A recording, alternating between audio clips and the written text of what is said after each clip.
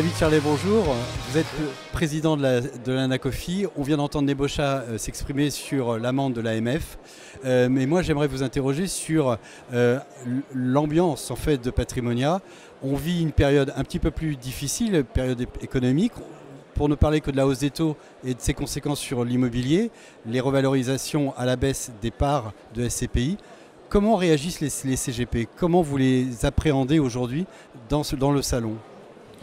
Je pense que dans le salon et hors le salon, hein, la question autour de l'immobilier et de tout ce qui est crédit est une réalité. On est un métier qui est assis sur 4 ou 5 jambes économiques et il est rare que 2 de ces jambes aillent pas très bien en même temps. Là, on a l'immobilier, on a le crédit. D'ailleurs, l'une nourrit un peu l'autre.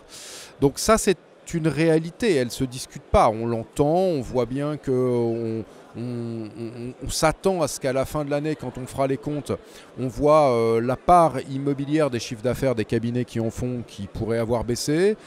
On voit que c'est quelque chose qui est très perturbé, en dehors de la part qui aura peut-être baissé, on voit que c'est très perturbé, c'est assez compliqué à lire pour eux.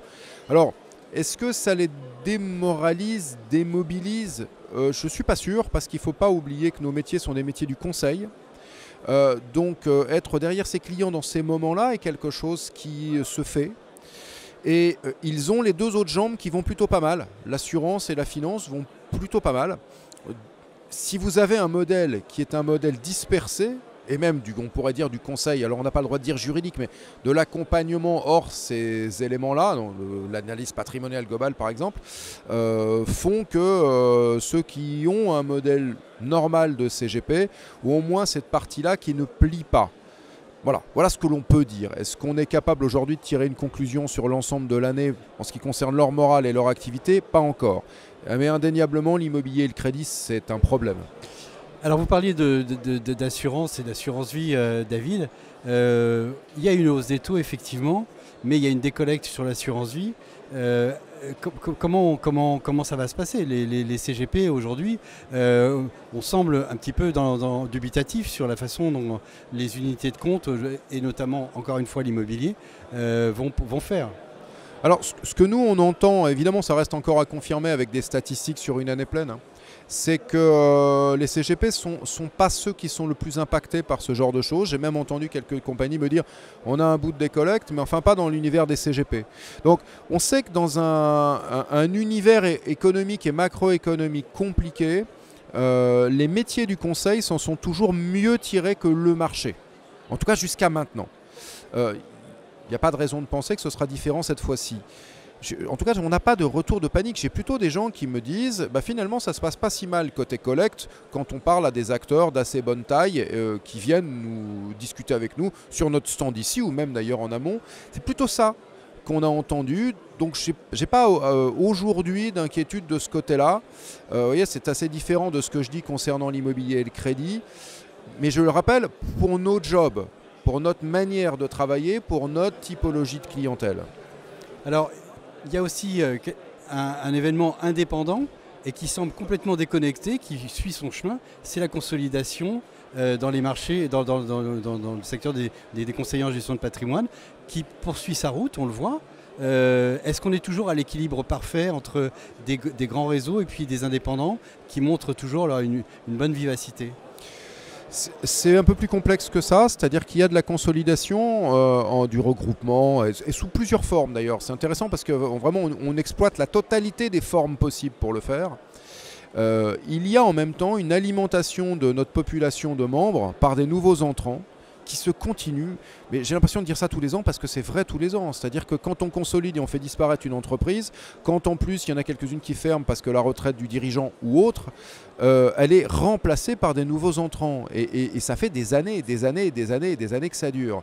Donc cette consolidation, ce regroupement de chiffre d'affaires vers des acteurs qui sont de plus grande taille mais de formes très diverses est une réalité. Il ne représente pas encore aujourd'hui la majorité, sauf à considérer une chose, c'est qu'on a vu qu'il y a eu un moment un appel d'air pour les acteurs de taille moyenne qui sont venus combler un trou qui étaient les acteurs. Alors à l'ANACOFI on segmente en 7 niveaux nos membres en termes de chiffre d'affaires. Et on avait vu le premier niveau absorber le deuxième niveau et commencer à attaquer le troisième niveau. Donc ils ont fait des structures plus grosses. Si ce n'est que le 4e niveau du coup est monté. Les niveaux d'en dessous sont montés en termes de chiffre d'affaires. Ils sont venus combler une partie de ce vide qui n'est pas un vide, mais voilà. Et on a vu ça se faire, et pas forcément par consolidation. Donc c'est aussi très intéressant.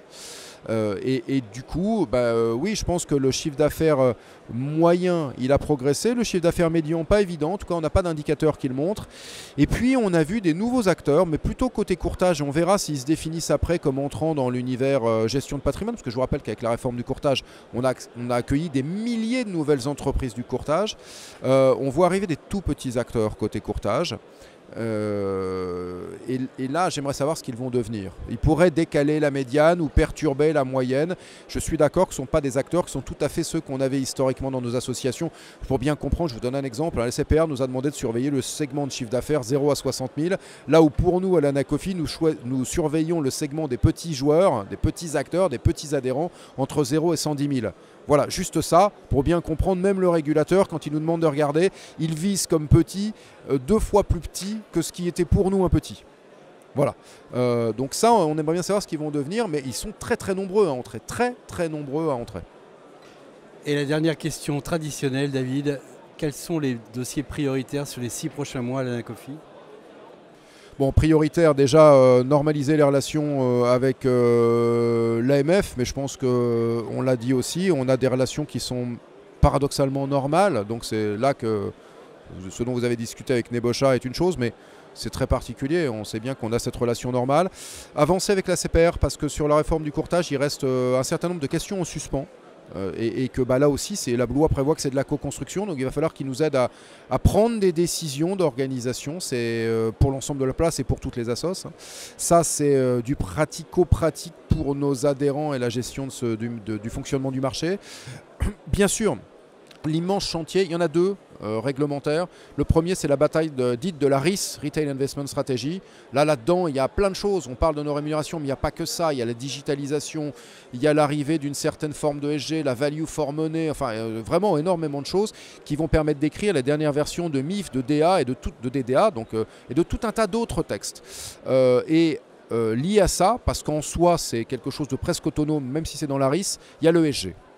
Il y a finir le travail pour nous fournir les moyens corrects, réglementaires, de faire notre boulot, puisque depuis le 1er janvier, on est censé accompagner la population vers des investissements ESG dans un cadre normé qui est fini d'une partie, mais qui n'est absolument pas fini de l'autre. Or, nous, pour pouvoir faire notre boulot correctement, on a besoin que les autorités et les régulateurs aient fini les 2 parties de ces textes. Voilà, ça va nous occuper. RIS, l'ESG et la digitalisation ou la sécurité informatique encore, c'est quelque chose de majeur. Bien sûr, l'immobilier, évidemment, tout ce genre de sujet, mais je dirais que ça, c'est tous les jours, quoi. D'accord. Voilà. Et ce sont des dossiers que vous allez faire avancer, mais qu'on ne pourra pas clore comme ça en 6 mois, on est bien d'accord. Non, on est dessus. Par contre, sur l'immobilier, on pourrait avoir en 6 mois des textes. Il est possible que sur l'immobilier, quand on voit ce que j'oserais appeler la panique de l'organisation réglementaire française pour essayer de sauver ce marché. On a des consultations toutes les semaines d'autorités ou de politiques. Donc on voit bien qu'il se passe quelque chose et qu'ils en ont pris conscience. Maintenant, les consultations devront aller très vite parce qu'il faut qu'ils prennent des décisions très vite. Sinon, ça va vraiment mal tourner. Merci David.